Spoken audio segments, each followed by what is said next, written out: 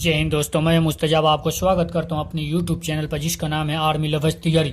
मेरे दोस्त, इतना जोशो जुनून से तैयारी कीजिए कि मुश्किलों से, देखिए एक लाइन मैं बोल रहा हूं, मुश्किलों से कह दो कि हमसे ना उलझे, मुश्किलों से कह दो कि हमसे ना उलझे, इसलिए कि जीने का हुनर मुझे आता है।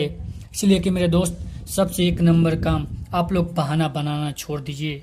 आज पढ़ेंगे, कल पढ़ेंगे, बाद में देख लेंगे, बाद में पढ़ लेंगे।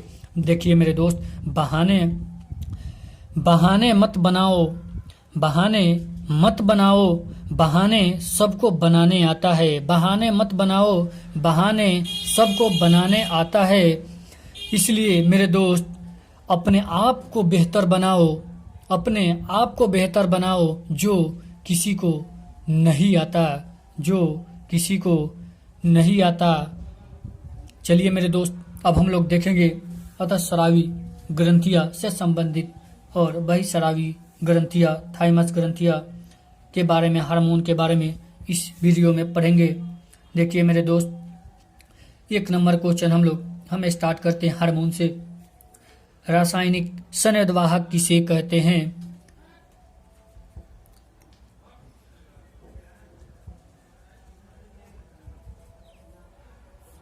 रासायनिक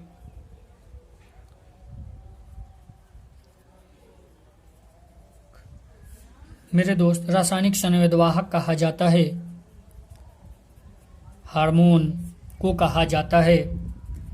2 नंबर क्वेश्चन मेरे दोस्त, अतः कोशिकीय संवेदवाहक जो कहा जाता है वो हार्मोन को कहा जाता है।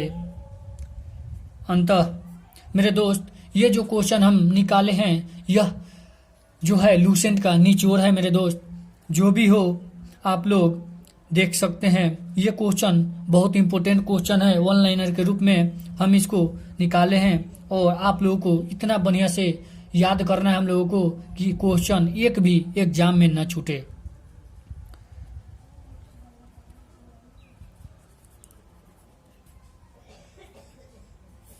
कोशिकीय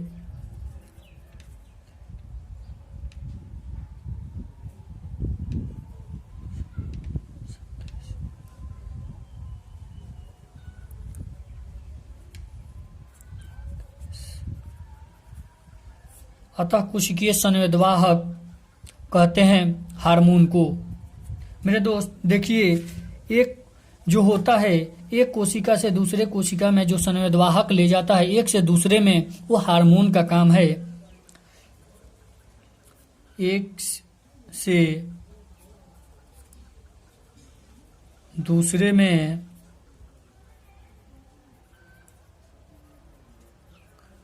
जो ले जाता है वो हार्मोन है। एक से दूसरे में संवेदवाहक ले जाता है ये। मेरे दोस्त देखिए, एक कोशिका से दूसरे कोशिका में जो संवेदवाहक ले जाता है वो हार्मोन का काम होता है। अब हम लोग जानेंगे हार्मोन का जो खोज किसने किया था। तो मेरे दोस्त, हार्मोन का जो खोज किया था, हार्मोन देखिए मेरे दोस्त, इसका जो खोज किया था वह है वेलिस एस्टरलिंग। यह वैज्ञानिकों ने किया था हार्मोन का खोज। देखिए मेरे दोस्त, यह जो हार्मोन है इसका अध्ययन किसमें किया जाता है? तो मेरे दोस्त, इसका अध्ययन जो किया जाता है अंतः स्रावी विज्ञान, तो स्रावी विज्ञान में किया जाता है। मेरे दोस्त, इसे हम एंडोक्राइनोलॉजी भी बोलते हैं, एंडोक्राइनोलॉजी कहा जाता है। देखिए मेरे दोस्त, जो यह है हार्मोन का जो अध्ययन जो होता है एंडोक्राइनोलॉजी में किया जाता है। हार्मोन का अध्ययन करने वाले को हम कहते हैं एंडोक्राइनोलॉजिस्ट। एंडोक्राइनोलॉजिस्ट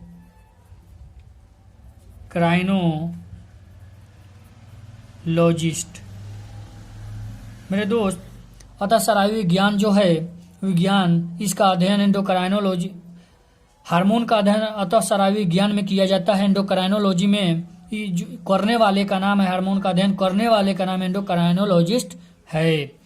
देखिए मेरे दोस्त, हम लोग रासायनिक संवेदवाहक जो करता है वो हार्मोन का काम है, अतः कोशिकीय संवेदवाहक हार्मोन का काम है। एक से दूसरे में संवेदवाहक हार्मोन जो ले जाता है वो हार्मोन का काम है। देखिए मेरे दोस्त, हार्मोन के बारे में इसका खोज जो किया वेलिस स्टर्लिंग ने किया था।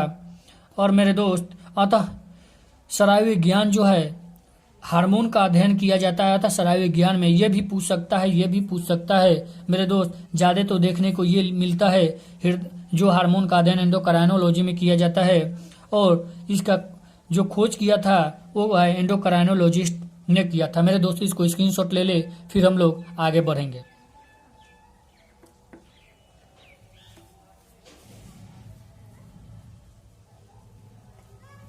अब हम लोग जानेंगे मेरे दोस्त कि ग्रंथियां कितनी प्रकार की होती है। चलिए आप लोग मेरे दोस्त ले लिए होंगे स्क्रीनशॉट। अब हम लोग पढ़ेंगे कि ग्रंथियां कितने प्रकार की होती है। तो मेरे दोस्त, जो ग्रंथियां होती है वो 3 प्रकार की होती है। नंबर 1 अतःस्रावी ग्रंथियां, नंबर 2 बहिःस्रावी ग्रंथियां, नंबर 3 उभयधर्मी ग्रंथियां। मेरे दोस्त, अब हम लोग जानेंगे कि उभयधर्मी ग्रंथि किसे कहते हैं, बहिःस्रावी ग्रंथि किसे कहते हैं, अतःस्रावी ग्रंथि किसे कहते हैं। देखिए मेरे दोस्त, जो ग्रंथि होती है, ग्रंथि यह जो होता है यह 3 प्रकार के होता है। नंबर 1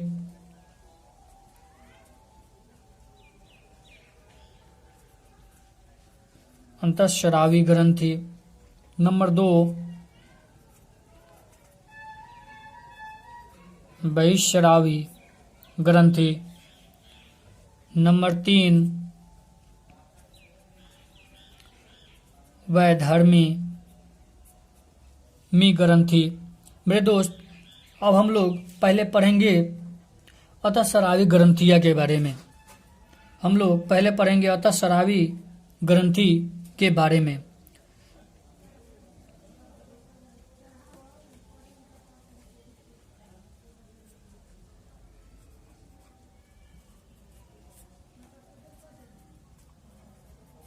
इसके बारे में हम लोग पढ़ेंगे। देखिए मेरे दोस्त, यह जो ग्रंथि है इसमें नलिकाएं नहीं पाई जाती है, यानी इसको कहते हैं नलिका वहीन ग्रंथियां, इसे कहते हैं। अतःस्रावी ग्रंथियां को नलिका वहीन ग्रंथि, इसके मतलब नहीं पाया जाता, नलिकाएं अतःस्रावी ग्रंथियां में नहीं पाया जाता है। यह जो है अतःस्रावी ग्रंथियां हार्मोन का निर्माण करता है, हार्मोन का निर्माण अतःस्रावी ग्रंथियां करता है। देखिए मेरे दोस्त, अतःस्रावी ग्रंथियां में सबसे छोटी जो ग्रंथि है, सबसे छोटी ग्रंथि जो है वो है पीयूष। मेरे दोस्त, आगे हम लोग पढ़ेंगे फिर बहिःस्रावी में भी सबसे छोट ग्रंथि, सबसे बड़ी ग्रंथि इसमें भी, इसलिए कि मेरे दोस्त अभी हम लोग पढ़ रहे हैं अतःस्रावी के बारे में। देखिए मेरे दोस्त, सबसे छोटी जो ग्रंथि होती है अतःस्रावी ग्रंथि होती है। अब आप लोगों को दिल में खटक रहा होगा मेरे दोस्त, चलिए अभी हम लोग जान लेते हैं इसके बारे में कि नलिका जो है इसमें तो नहीं पाया जाता है। आप लोग सोच रहे होंगे नलिकाएं नहीं, अतःस्रावी में नहीं पाया जाता है, तो नलिकाएं जो पाई जाती है, नलिकाएं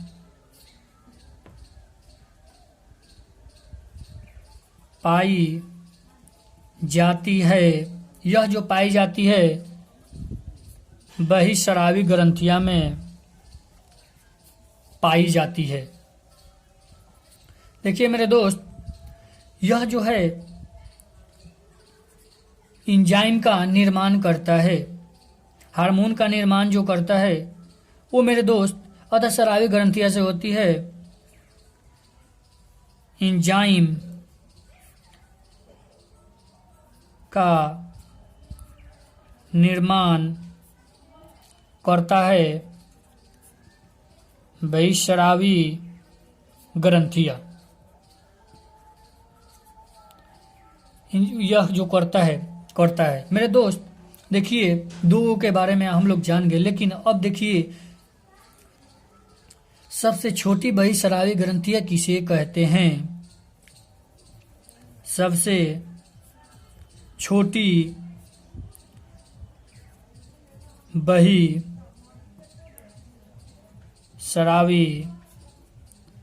ग्रंथि जो है मेरे दोस्त, इसे कहते हैं सीवेसियस।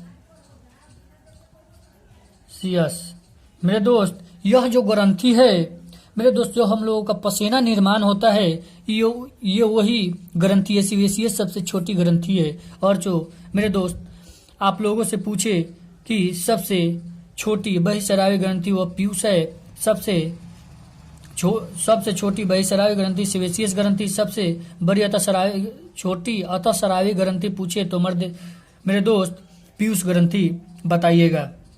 यह जो है पसीने का निर्माण करता है, सीवेसियस ग्रंथि। अब हम लोग देखेंगे कि सबसे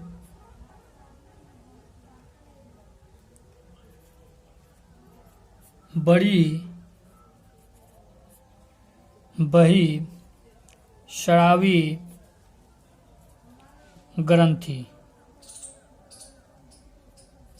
सबसे बड़ी बहिस्रावी ग्रंथि मेरे दोस्त होता है यकृत। मेरे दोस्त यकृत जो है लीवर या सबसे बड़ी ग्रंथि है। मेरे दोस्त पित्त रस का निर्माण भी यही करता है। पित्त रस का निर्माण जो करता है यकृत करता है। मेरे दोस्त ये जो निर्माण करता है वो यकृत करता है। जो पित्त रस जमा होता है वो होता है मेरे दोस्त पित्ताशय में जमा होता है, पित्ताशय में। मेरे दोस्त देखिए ग्रंथियां जो है 3 प्रकार के होती है, अतःस्रावी ग्रंथि, बहिस्रावी ग्रंथि, उभयधर्मी ग्रंथि। नंबर 1 अतःस्रावी ग्रंथि। नलिकाएं वहीन ग्रंथि यानी नलिकाएं नहीं पाई जाती है अतःस्रावी ग्रंथि में। यह हार्मोन का निर्माण करता है। सबसे छोटी अतःस्रावी ग्रंथि पीयूष होती है। नलिकाएं कहाँ पाई जाती है? नलिकाएं बहिस्रावी ग्रंथियां में पाई जाती है। एंजाइम का निर्माण बहिस्रावी ग्रंथियां करती है। सबसे छोटी बहिस्रावी ग्रंथि सेवेसियस जो कि पसीना का निर्माण होता है हम लोगों को। सबसे बड़ी बहिस्रावी ग्रंथि यकृत लीवर होती है। अब पित्त का निर्माण जो होता है यकृत में होता है, जमा होता है पित्ताशय में। मेरे दोस्त इसको आप लोग स्क्रीनशॉट ले ले ताकि आप लोगों को याद करने में आराम रहेगा। फिर हम लोग आगे देखेंगे।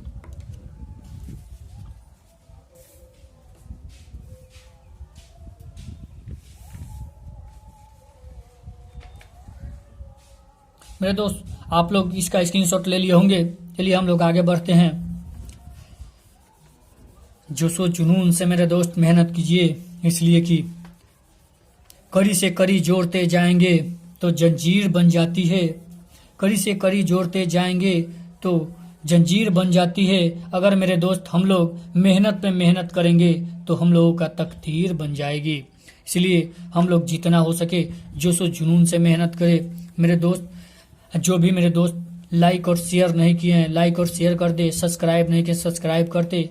और राइट साइड में ऊपर बेल आइकन उससे भी प्रेस कर दे ताकि जो भी हम वीडियो डाले आपको नोटिफिकेशन पहुंच जाए। और इस पर मेरे दोस्त फिजिकल का भी वीडियो डाला जाएगा कि दौड़ स्टेप कैसे बनाया जाता है, स्टेमिना बढ़ाने के लिए क्या खाएं क्या करें। मेरे दोस्त इस पर सभी प्रकार के रनिंग से रिलेटेड इस पर वीडियो डाला जाएगा। चलिए हम लोग आगे बढ़ते हैं। अब मेरे दोस्त उभयधर्मी ग्रंथि के बारे में।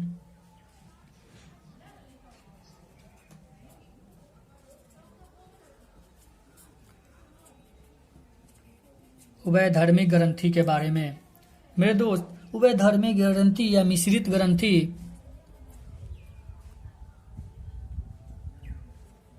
मिश्रित ग्रंथि इसे कहा जाता है, क्योंकि मेरे दोस्त देखिए यह जो है एंजाइम और हार्मोन दोनों का सराउंड करता है।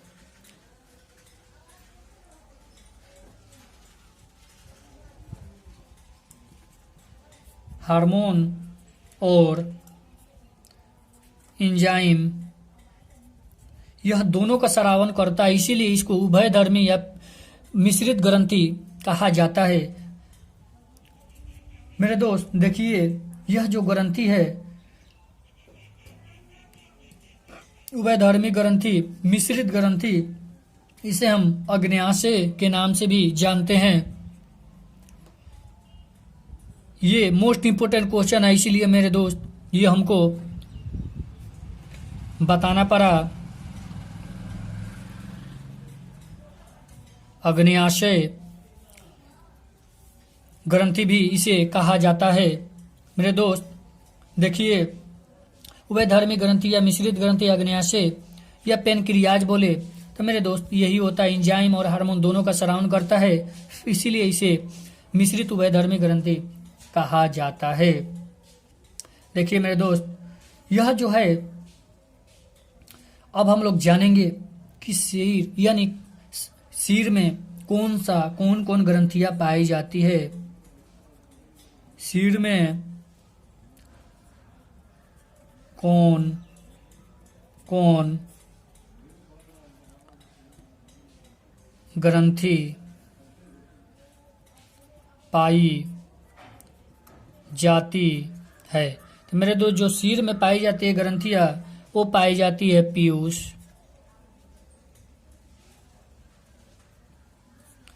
और पीनियल। पीयूष और पीनियल ग्रंथि पाई जाती है।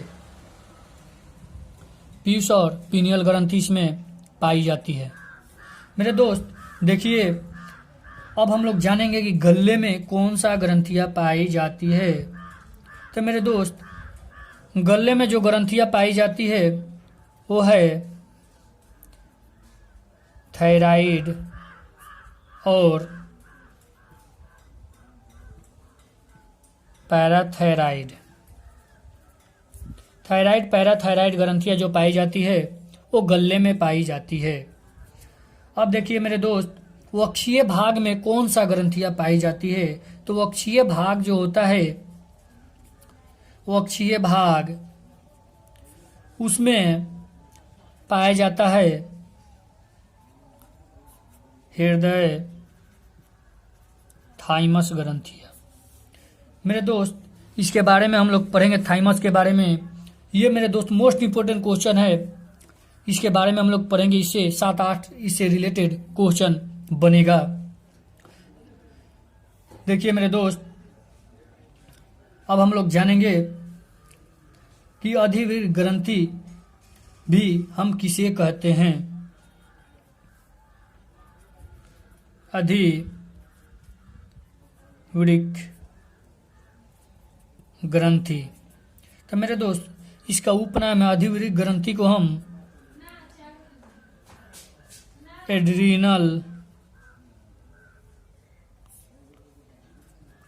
ग्रंथि कहते हैं, एड्रीनल ग्रंथि के नाम से जानते हैं। ये मेरे दोस्त 2 क्वेश्चन है जो मोस्ट इंपोर्टेंट क्वेश्चन है, ये आप लोग जरूर याद रखिएगा। नर के अंदर क्या पाया जाता है और मादा के अंदर पाया जाता है। तो नर के अंदर मेरे दोस्त विरेचन पाया जाता है और अंडाशय पाया जाता है मादा के अंदर। मेरे दोस्त देखिए उभयधर्मी ग्रंथि, मिश्रित ग्रंथि या पेनक्रियाज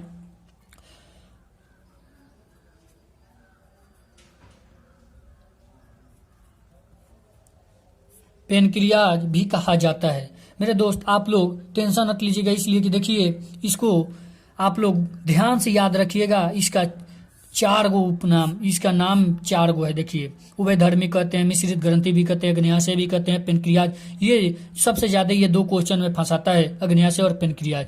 इसलिए इसको कहा गया कि मेरे दोस्त हार्मोन और एंजाइम दोनों का ये श्रावण करता है। सिर में जो होता है, सिर में कौन कौन सा ग्रंथियां पाई जाती है मेरे दोस्त?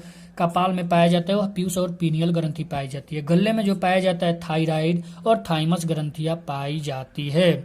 ओके मेरे दोस्त, जो अक्षीय भाग में जो पाया जाता है वह पाया जाता है हृदय और थाइमस ग्रंथियां।